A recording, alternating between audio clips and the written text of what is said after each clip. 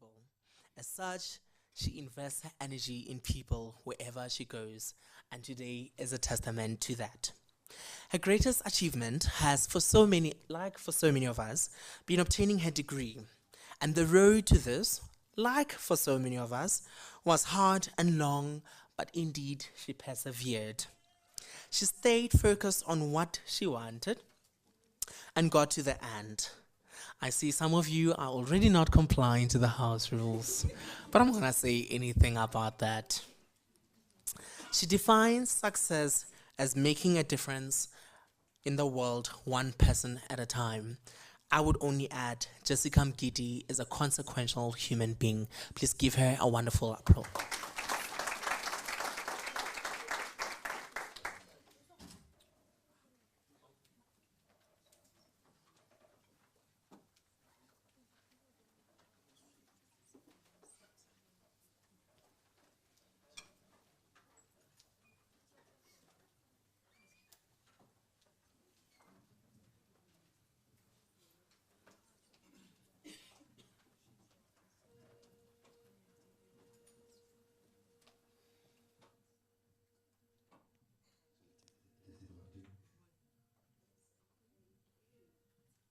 Hi everyone, how's everyone this morning? Awesome. Are you all excited to ask questions? Are you buzzing with questions? Awesome. So as introduced, my name is Jessica Mgidi and I'll be facilitating the panel discussion this morning. I would like to introduce to you our amazing panelists and I'll introduce each one and for them to come and join me up on stage. Firstly, I'd like to introduce Mr. Talifani Banks. Talifani is the CEO and founder of Analytics Advertising, which is a holding company held by Analytics X, which is a group of tech companies. Talifani has got multiple awards in various categories within entrepreneurship, some of those being the BRICS X Plus Entrepreneur of the Year 2022, the Top Entrepreneur of the Year 2022, and Best Tech CEO in Africa. Talifani, can you please join me on stage?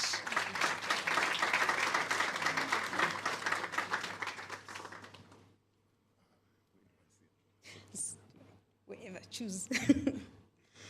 All right, our second panelist is Tina Sibusi. Tina is a business development and stakeholder relations manager at Old Mutual. She is an experienced professional with a demonstrated history of working in the financial services industry. She's skilled in business strategy, analytical skills, project management, banking, and market research. Tina, if you could please join us on stage.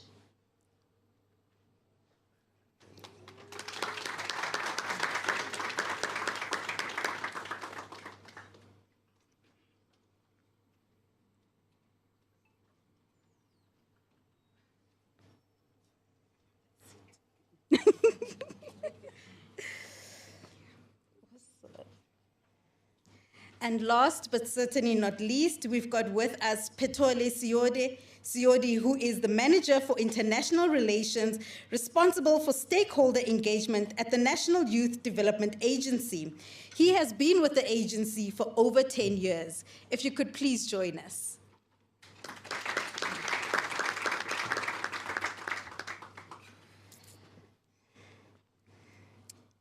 Thank you, our panelists. Are you ready to get the show started? All right, so I'm going to start with traditionally ladies first. Tina, to you, I would first start by asking you, what are some of the ways in which effective enterprise development can be made sustainable?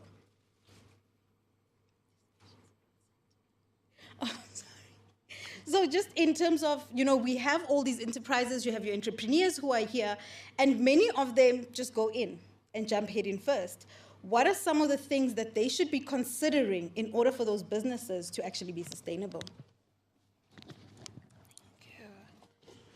Thank you, Jessica. I think from experience and from dealing with a number of entrepreneurs, not getting the foundation right going too deep too quickly without actually assessing who your market is, what are you solving for, and who do you need in your team, the people you need in your team to actually see that business through and to make sure that you have sufficient skills to make the business work. The issue of market is, for me, the most important one and the one that most entrepreneurs overlook. We all have a dream. I have a dream of being an entrepreneur, starting a business, but doing the groundwork to actually understand if 10 years from now, would you still have the market?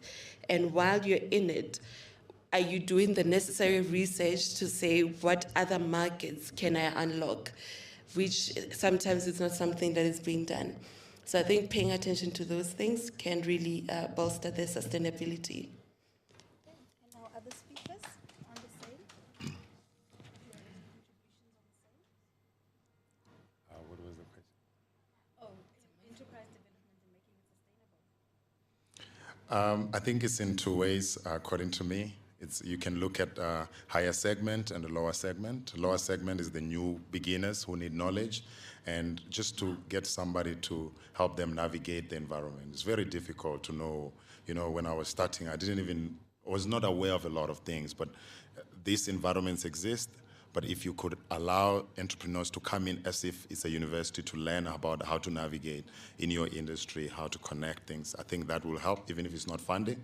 Knowledge can be key.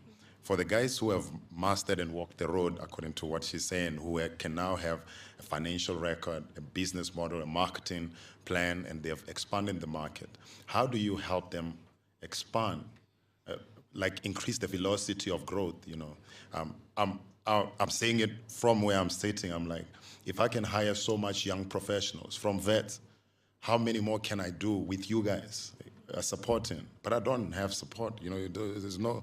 It's like we don't have the data to track those who are winning, and that bandwidth is a lot of us. It's a lot. There's few of us that you have seen that are growing. How do you help us scale to become large corporations to employ more people?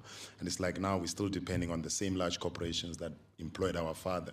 You know, there's no jobs because there's no scalability of entrepreneurship and companies. But if we can focus both low segment and upper segment, and I think that will be, yeah.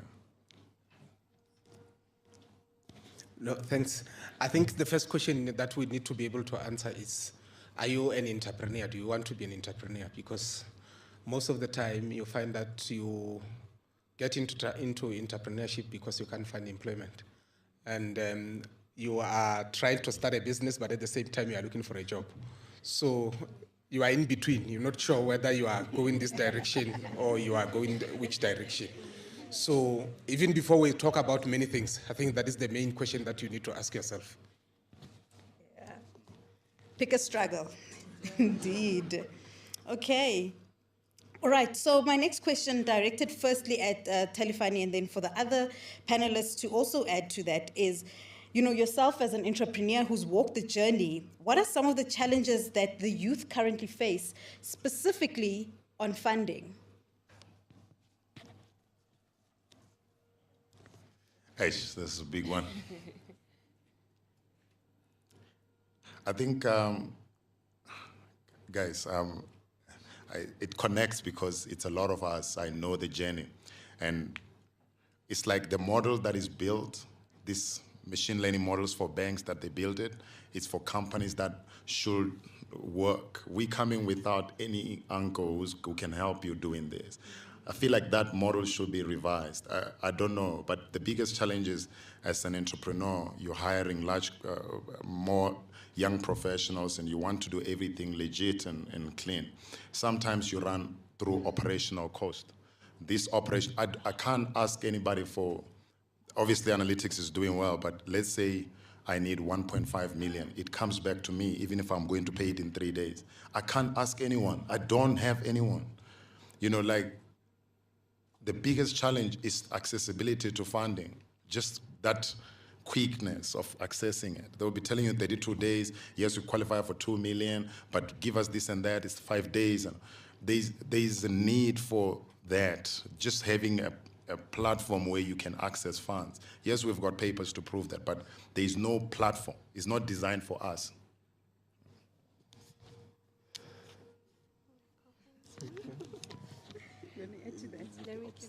Yeah. Okay, just to add to that one as a funder,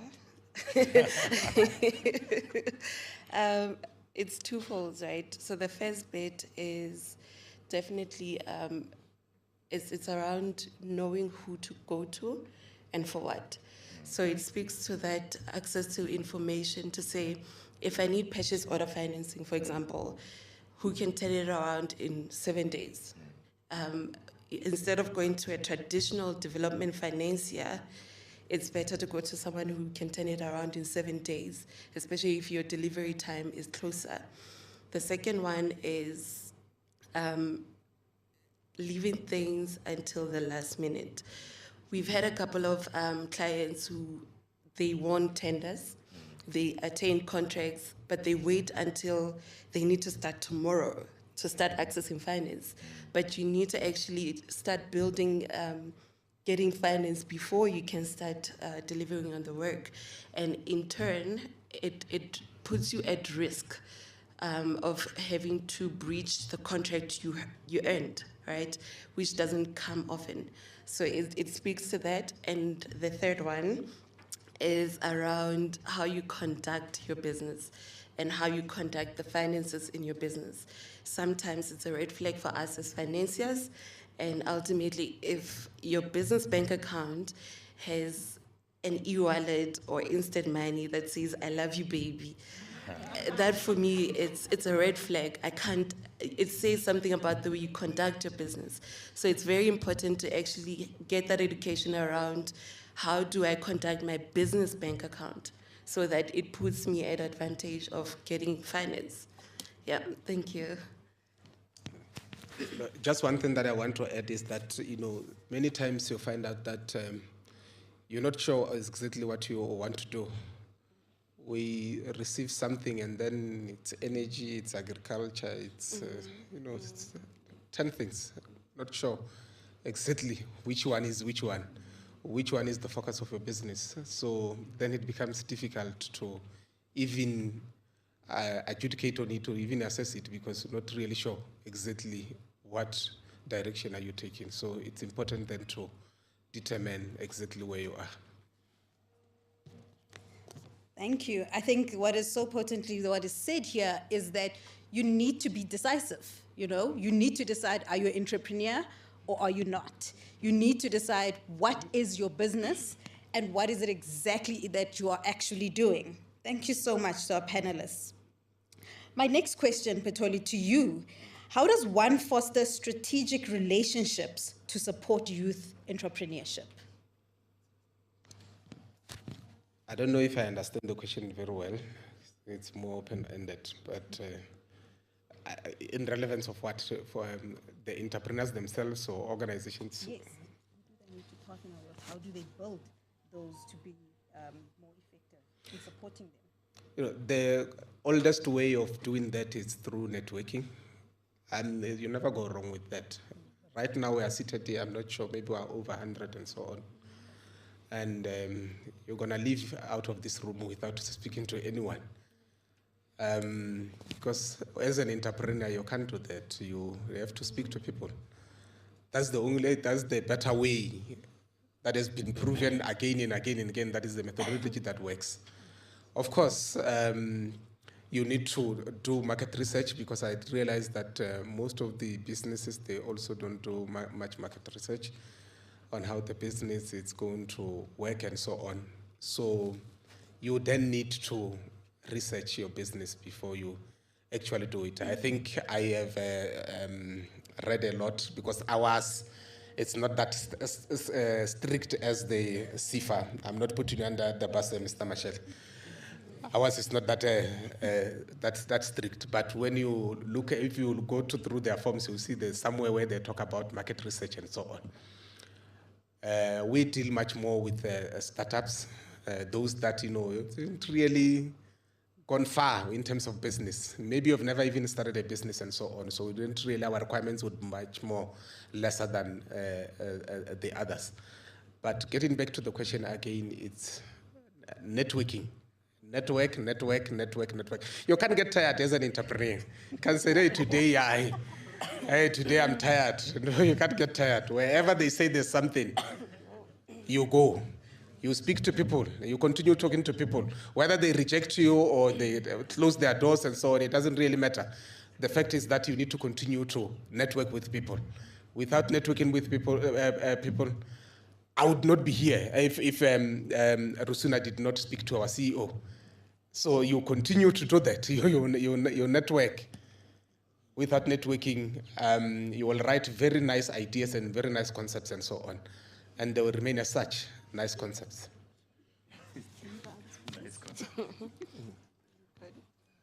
Yeah, definitely networking. Understanding also who in your ecosystem, so understanding the entire ecosystem of the business you operate in, whether it's the sector or industry. Understand who the key players are. Understand what the person next to you does. Maybe their business can actually feed into your value chain and improve efficiencies in your business.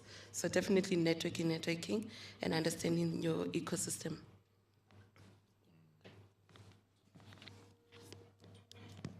Okay. And on that, something that now having spoken about networking, you spoke about, people need to speak, as well as, it was said earlier that sometimes you find that, people start their businesses and what you've seen is that you look at the financials and you're like, what's happening? Or the bank statement and this doesn't make sense. What are some of the key skills or upskilling that entrepreneurs should actually be looking at? Because very often, as you said, people have great ideas, but you actually don't have the managerial skill, the finance skill or background to assist you in actually growing that business.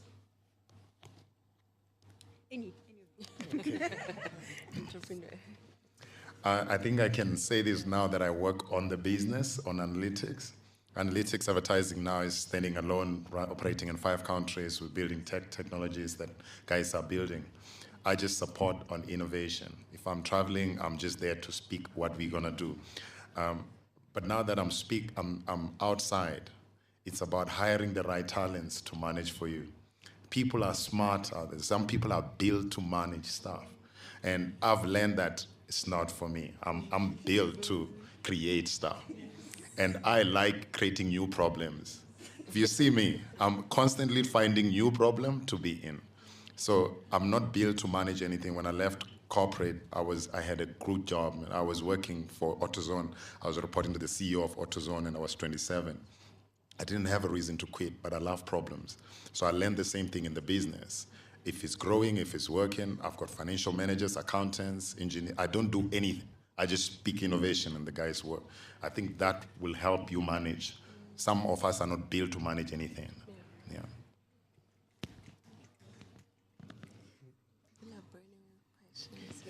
We're not sure whether we're out of order or not because the hands are continuing to go.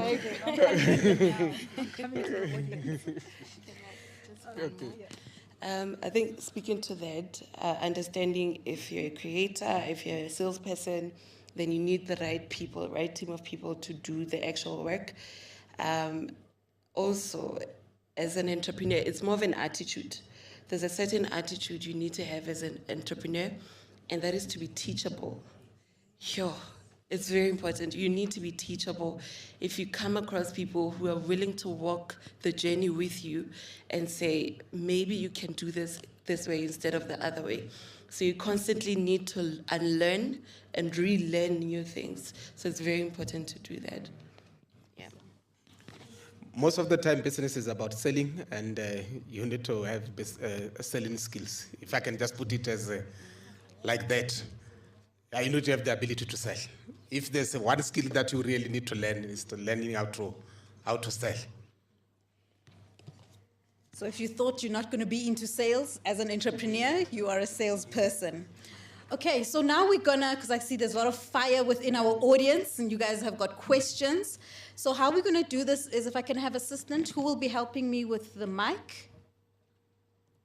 Okay, So we'll be then having the mic go around in the room to whoever might have questions. If I may please ask our panelists, if you are direct in terms of who you are posing your question to.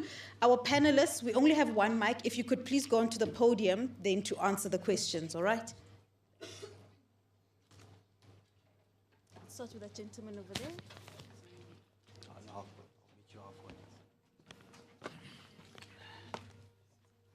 No, don't worry, I'm coming to you.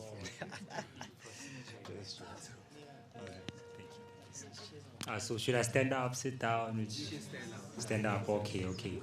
Greetings, lovely people. Greeting the hearts of the whole country, the hope of the people. I hope you're all well. My name is Sky, but you can call me Steve Biko with 3 eyes. So I'm a creative, I'm an athlete, I'm an award-winning, wow. That's not the point, guys, but you know who I am, right? So I want to really raise important topics and discussion. I want to really clarify a lot, guys, because I want you to understand that there's these connections between what's really going on and what people are suggesting and what could be possible in each person's situation, right? So I want to explain 3 things, guys. Knowing how to make money does not necessarily make you an entrepreneur, guys. Like, there's a difference. Like, literally there's a difference. You can know how to make your own money. You can have a source of income. You can be self-employed. Business management is entrepreneurship, engineering, it's another thing altogether, guys. Because when you're in a certain mindset, you need to know how to survive, yes, get that on lock. I know there's a whole hype buzzword, entrepreneurship, I blame that on like Ramaphosa, like it's another pandemic like load shedding and everything else and corruption. They just want to give you a short response, like legit, like they don't really care about us that way. So there is a way, it does make sense, but there's disconnections because these people are employed and they are already going to operate a different point of view when you have a salary, when you don't, So I suggest knowing how to make money is not necessarily entrepreneurship in business. That's why they do emphasize hints and hints there, but there's no like one size fits all for everyone. Like, you do this, you're entrepreneur. Like, that's what the problem is. Like, not everyone really sits down to really, because this is really complex, guys. We are faced with a lot of really interesting situations, and to give one response for everyone doesn't really make sense, guys. So they did mention knowing your specialty. So once you know, how to make money, okay, fine. Which means already understand that there's a demand for that day. Then you can start doing your research. Whether you choose to go to the next level, be a business or stay having a hustle for yourself or having an income, you can decide. But knowing how to make money, then you understand the usage and how you use your money. Finances is also a component that you need to know. So I'm just going to mention that. Then the other one is... I had to mention that because it's going to go the other direction. Like, and I always attend these seminars, so I had to mention that. I'm not really wasting time. Like, someone needs to hear that, like, honestly speaking. You're going to go out here saying you're an entrepreneur, and you need to know that there's differences. So me as someone that's actually, like, award-winning business owner and entrepreneur, like, I have to mention, I've gone through the process. You can also do it too. Make your money, get your money, then go into business, understanding the dynamics and everything. So peace, guys. Take control. I'm done.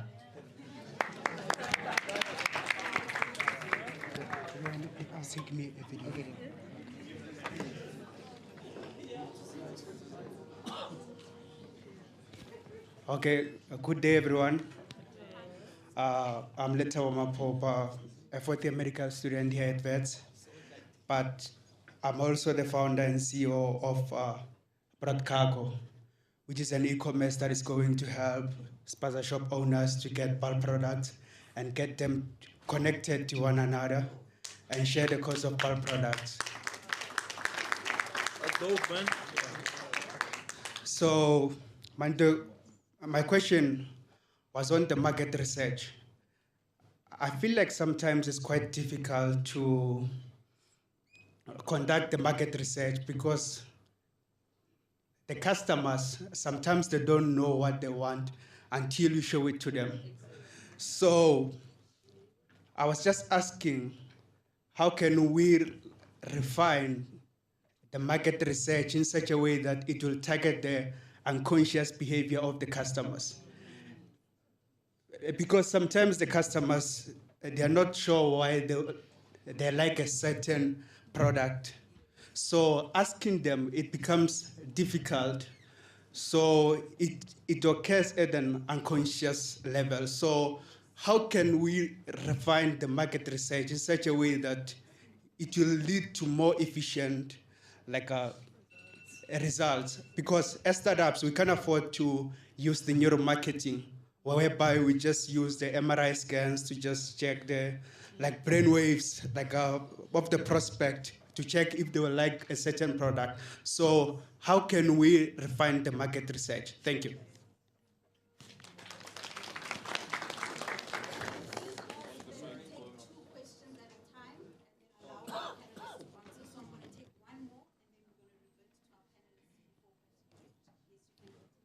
Hi everybody, my name is Quincy Molope. I have experience in corporate. I left that literally at the start of COVID. That wasn't a part of the plan, but it happened. So I've been running my own. I do professional services. I do career coaching, specifically for penultimate students, graduates, and young professionals. And I also have my own foundation called A Million Girls Foundation. So it's all education, economic, and financial freedom all around. I have a question, and I think it also follows on the gentleman's question around market research. Not only how do you conduct it, but how do you present it? So the panelists spoke a lot about market research. That was one of the things that was clear is critical, especially when you are applying for funding. So my question is, I can go around to everybody in this room, hand them questionnaires and get that data back. But how do you, as a funding organization, want to receive that research? How many people do you consider market research? Is it 20 people? Is it 200? Before you say my business idea is worth funding.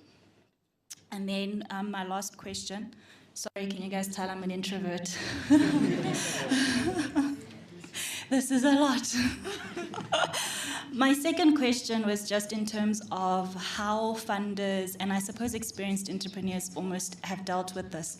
So as an entrepreneur, I've approached some organizations that the NYD is one of them. The YES program is another one.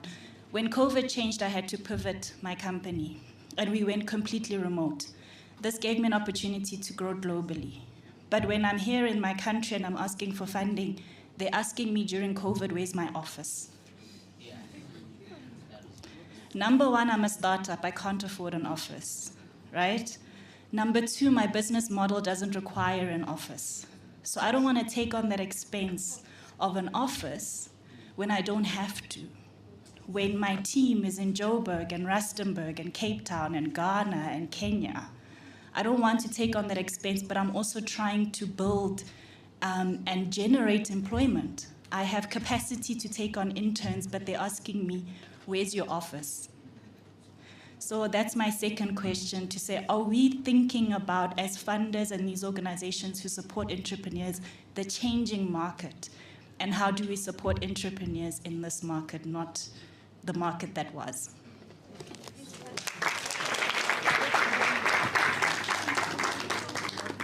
As if I... Back to our panelists. Okay. What do I do?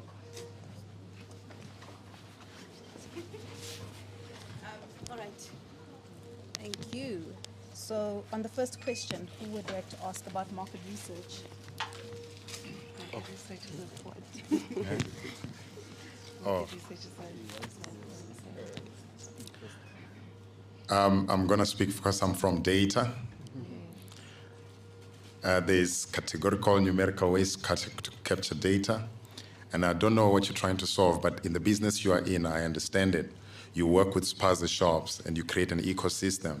And you want to create partnerships with the Tiger brands, so they give you good price, and then you sell to the spaza shops. So what you want to understand is two ways. There's B2B market and individuals. If it's B2B, you want to have a data point, even if you put this on Excel, you want to understand when these spaza shops are buying from you, what more are they buying? What are they buying from you? Because they will, from their transaction, when they're buying maize meal, when they're ordering more Lucky Stars and one, you can see where, because you're dealing mostly in the sponsorship, you're dealing with budget customers. They only have constrained income. if you can analyze that existing data of what they buy from you, you can find an opportunity of what else I can give them. That's what we call basket analysis. You're analyzing the basket of a spaza shop. But if it's individual level, because you don't have a direct relationship with the individual who's buying bread and sometimes buying on credit, there's something we've built for, I know Tukam, I don't know if you know Yebo Fresh, they do similar thing to what you're doing. But there's another company that does, it's called MetaPause. They do, we've had an opportunity to work with them. So they build a solution and platform that through a phone, you can capture, a spaza owner can capture maize meal that is coming in as a stock. And when a customer comes and buy, through that platform, you can capture out. So you can capture stock in, stock out. Then with that system, you can track how much a customer is buying from. So you can build a platform like that, and within the spaza shops you have, you tell them, please use this platform and let your customers use this, so you can track your stock and you can also see how much you're selling per day, or in real time. You are helping them, but in turn, you have data, and that data is not existing. Even Nielsen doesn't have it. If you can have it, you are multi. If you can do that. But if you're looking for external, to know what customers need before they know they need it, that's when you analyze. There's something called there's predictive modeling where you're forecasting different sales, but there's something called customer sensitivity modeling, where you're trying to understand who are your churning customers, who are your loyal customers, what do they buy? And when they come to us, depending on different variation, what else could they potentially buy? And what is their frequency? So there's something when you're building these models, when you have the data, you can understand how many times does this one person buy from us? How many times did they come? And what were they picking up? So you can then determine what else to sell them.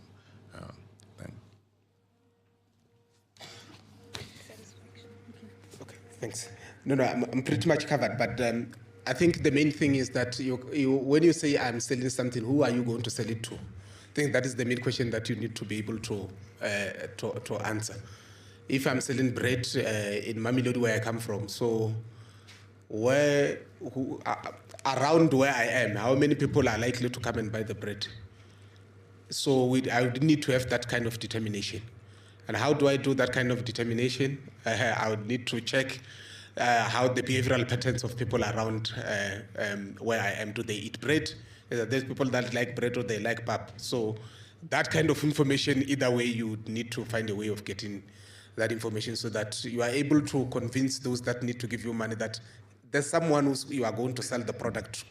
If you cannot convince them that there's somebody who's going to buy your product, it becomes a challenge, more especially because people with money, they don't just give it. They don't just give it. They want to be convinced that indeed wherever they are investing, there's going to be return on investment. And how do we determine that there's going to be return on investment?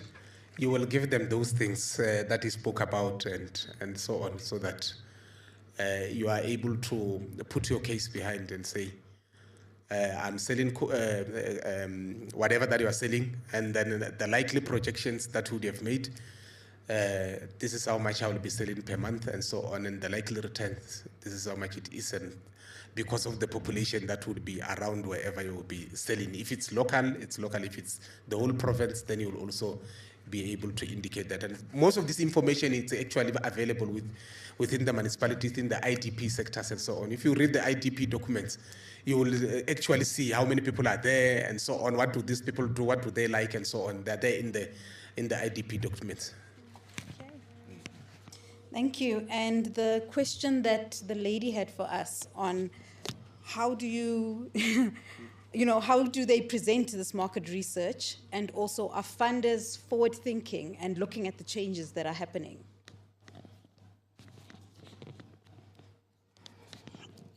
I can't say on behalf of all funders. You need to tread carefully. But I think COVID, the second question, COVID really was a shift for all of us, right? So depending on when is it that you applied, certain things we kind of, we're still thinking about as we go, as to how do we now pivot, or what do we now take into account, like the issue of space, office space. It has never come up, and until it comes up, only then they're like, oh, it actually makes sense. People have collocated, people are now working from home. It makes sense. But I think it's very important as funders to be agile and to also just constantly move with the times. And I think what's different with our space is that when you submit an application, we actually have a sit down with you. We have not physical sit down, virtual, but we do unpack and try to understand what's your business model, how are you approaching things, and we understand, we go into detail to understand as to when we motivate for your application, what are we selling and what are you solving for, and what are those things that traditionally we used to do in a certain way, we need to approach differently. So it depends who you apply with. And then the question of how you want it, the information is there. You want to see those details, how many different LSM groups, right? How many people are more likely to buy tin fish, go Senten or go Senhest? Just that understanding of what the dynamics are within a region where you'll be operating, very important. What was the other one? Done. Okay, thank you. You want? I'll speak for you, entrepreneur, innovators. I'm not with them, and I'm speaking for us. I'm here for us. I know what you're saying, and what you're saying is, how do I explain what I'm doing to you if I don't have data? My thing is, you have to sit back and realize that you might also be selling yourself short. I was also in the same position. The two principles are supply and demand. How do you increase the chances of them giving you, fighting for you? That's what I will solve. And in that game, you're solving for X, which X is the influence. How do you increase customer base? When I was in Pick and Pay, I was a pricing analyst. I used to work with buyers and used to advise buyers to take new suppliers on the system. They used to depend on my insight. Sometimes I used to be thumb-sucking. But I can tell you it's a game of perception, what they are seeing. If they see that your product or your service is making noise and is doing, you stand a high chance. How do you increase the chance? By building influence in what you're doing. I'm now in a position that I've never received any funding from South Africa, but I'm getting investment opportunities globally. I now choose.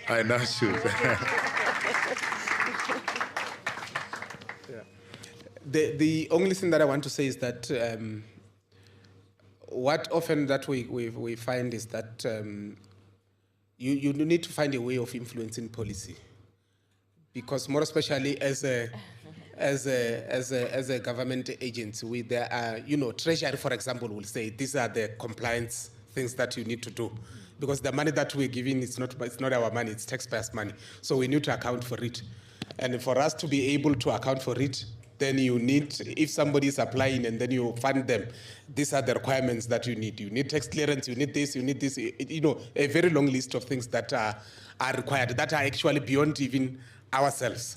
So those things, then, they're not even coming from us, but it's a condition that has been put by those that is giving you the money to be able to distribute it, because every cent that we distribute, we must be able to account for it. And to account for it, we need to then have, if we miss tax clearance as an example, then you guys are the ones who are going to come again and say, no, they are giving money to their friends. They did not comply, they did not do X, Y, and Z, and so on. But at the same time, some of these things, as much as they might be detrimental to your the growth of your business, but it's unfortunate that those are the requirements. They generally call them FICA requirements. So they're not necessarily something that we can do. When I say influence policy, I'm saying when you meet with ministers, when you meet with government people, when you meet and so on, when they put in a bill in the newspaper and say comment, so that you are able to influence the outcome of what is going to come out there. So most of the time we don't even go when they come to our communities. They say, no, we are changing the bill, we are changing this, and so on.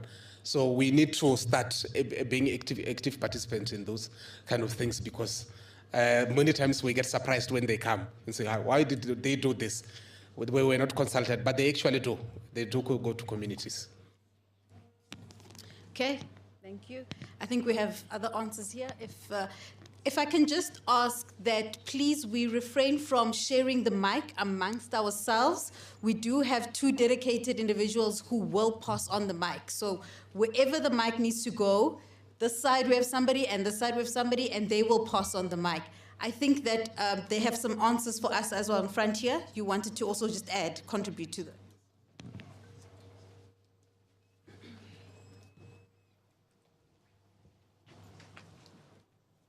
Good morning, this is Josh Koza from Brand South Africa. I just want to echo what the panelists have been saying here regarding relationships, a value proposition, and also reliability. When you're going to be doing a lot of work, make sure that your collaborations are key. Make sure that you really strengthen those relationships. That's very important. And I'm a failed entrepreneur, so whenever I get a proposal, I don't just discard it. I will look into it, and I will try and look at other people who organizations will be able to collaborate with you, but makes sense. And also, when you attend activities like this, how you profile yourself on social media is very key. Usually, you'll just see people hanging around, bubbly, that's all they talk about. That's not a content that people are looking for if they're going to be funding you. Make a description. This is how you market yourself. Your social media is your CV. I'm collaborating with a guy in Soweto now on a cleanup campaign that I found on Facebook. And he was talking about the challenges that he faced, how his ideas were stolen. There are people out there that are scavengers that are going to steal your ideas, And I know most of us here have suffered that fate. But it's very key also, talk about these challenges also. And reach out to people when you see them. This guy didn't approach me. I saw his post and I reached out to him. And we're having an activation this coming Tuesday. Is it Tuesday? Yeah. And we managed to bring in other corporates like your Coca-Cola, your African Bank, because his value proposition was very clear. We knew what he wanted to do. And the lady from Old Mutual, sorry, I didn't get your name, she did mention that people will often fight for you to make a case for you, but make sure that you've done 80% of the work. We know that those challenges. We try also, we're dealing with the National Treasury, and we understand the challenges that people face when they have to get the money to pay for events, to do A, B, C, and D. But make sure that you don't strain the relationships. We often find that, we pay our suppliers not within the 30 days, within the 10 days, but it's a hassle. And when you keep on saying to finance, please make sure that you process this invoice, they're like, okay, you've got vested interest in this. Why? Because I'm a failed entrepreneur, but I know that you've got overheads. But make it look good on us as well. Help us meet your needs.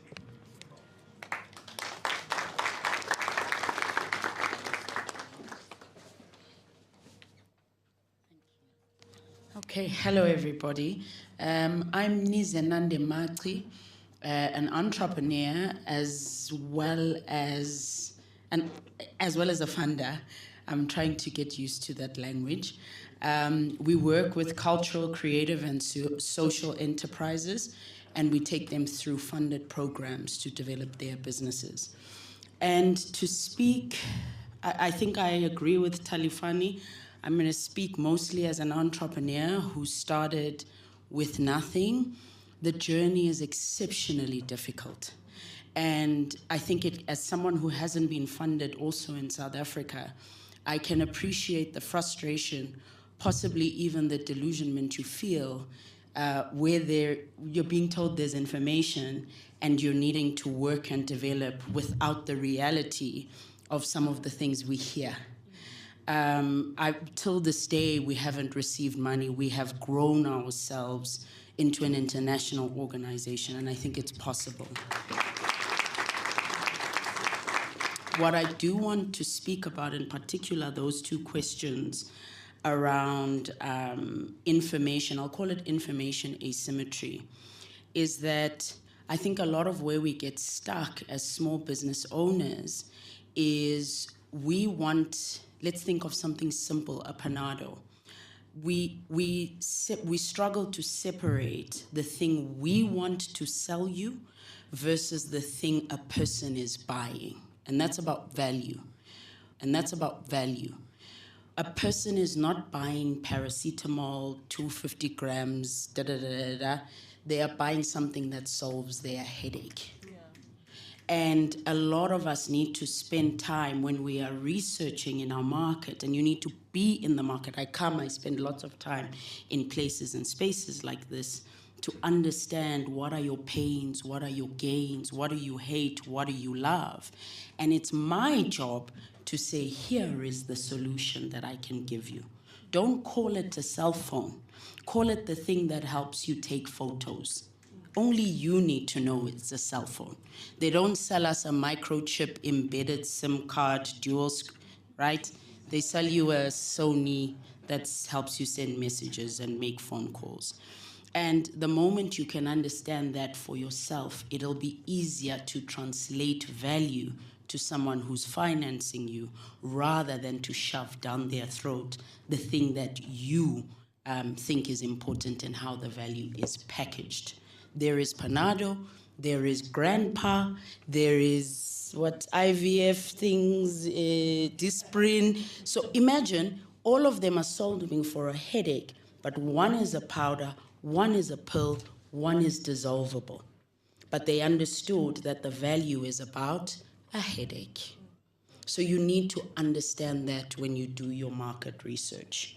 What is the value that the people want, and how are you choosing to package it such that you can provide that value?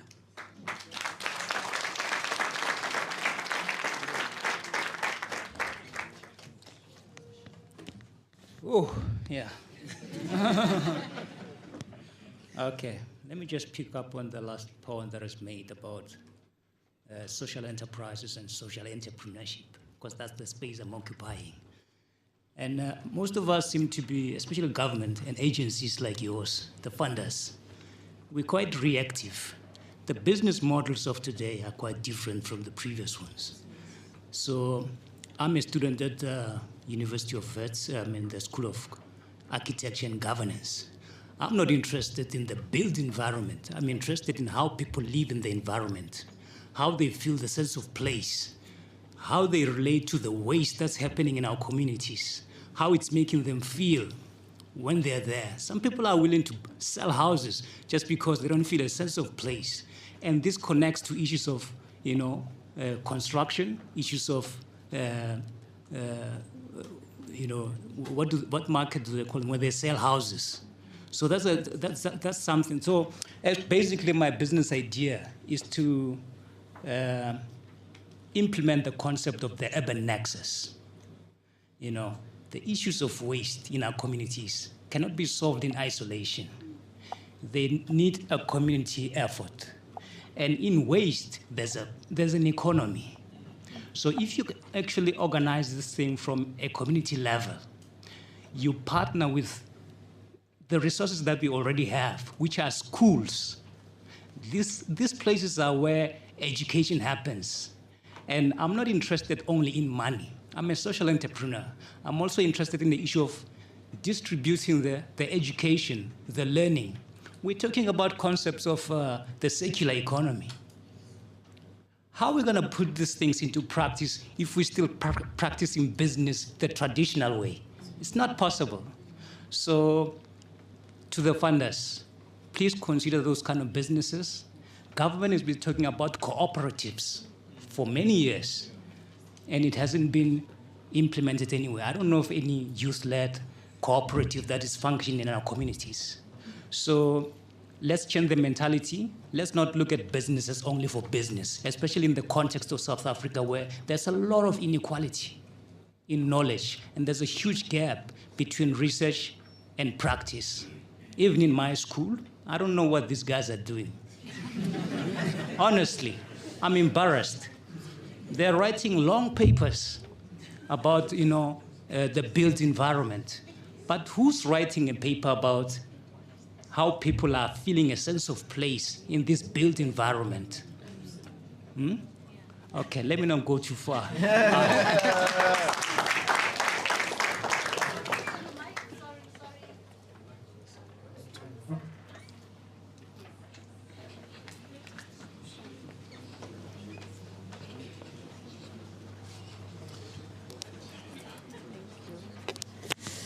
Sorry, guys. I think at this point we're getting a lot of contributions and we're going into a discussion and no longer necessarily asking of questions to our panelists. And due to time constraints, I've already been told that we've run over time. I'm going to ask our panelists to have closing remarks. And I'm going to encourage all of you to make use of the rest of today in the way that you've been contributing. And if you still have burning questions for our panelists or any of the funders that are here, you've already been introduced to SEFA, you've been introduced to Brand SA, to have those conversations. As our panelists said, it is pointless and you have wasted a day if you leave here today not having spoken to probably at least 5 people, shared contact details with about 5 people and find out, because as said, there could be people here in the same space as you and you guys could actually be collaborating. So to our panelists, if you could just have closing remarks for everybody, please. Thank you. Look, mine is just a short one, that it is doable. It is doable. Yes, it might look difficult, but it is. It is doable. With all the challenges that our country is facing, yes, it is doable. You can do it. You just need to put your mind on it. Of course, there will be obstacles, there will be whatever that happens along the way, but it is doable. An influence. And what? Influence policy. An influence policy, yes. Sure. Yeah, in closing, definitely very important to get yourselves out there in more of these platforms, forums, and not only talk and not only listen, but also take action, forge partnerships amongst yourself. Your next partner sitting next to you probably. We need more youth-owned entities. I'm struggling to find them. Bankable youth-owned entities. And it goes back to, my number is there. We're really struggling to get them. So do reach out. The organizers will share my contact details. You can share my number, it's fine. We're trying to eliminate red tape as much as we can, but also meet us halfway, do your bit, and I'll do mine. Thank you. Powerful, powerful. Everything they said, I support and agree 100%. What I want to say is, guys, we've been programmed to think South Africa. South Africa is too small. It's a small market. When you start thinking continental, Botswana, Zimbabwe, dollars, Rwanda, Uganda, you are opening the chances of you being successful. But you're all chasing one thing. It's like, understand economics when you're doing this. Being different is respected and is valued higher. Your prices increase. You have to move different. And one of the things that differentiated us was to go continental. When I'm in Rwanda, I don't see any South African. In Rwanda, I don't see any South African. And networking your way through events like this, you find out exactly what kind of funding is available and what that love looks like. Another takeaway was don't leave things for the last minute. And that is very true. You need to be proactive about your business because no one else is going to do it for you. Other key takeaways is that network as an entrepreneur. This is something that I have seen Owen do, amazingly so. And I do wonder, however, and I hope we're able to answer it at some point, network to what extent? Network with who and for what purpose, right? Interesting takeaway, however, some people are built to manage and some are built to create. And that is something that you should not shy upon, because you need to play to your strengths in a business, right? One of the greatest investors of our lifetime, please let me know if you know him, David Rubenstein. Hands? No. Yes. David is the founder of the Carlyle Group. And he also didn't have a regional mentality. He was unemployable coming from the US government, and no one would take him either as a law practitioner or as a government advisor. So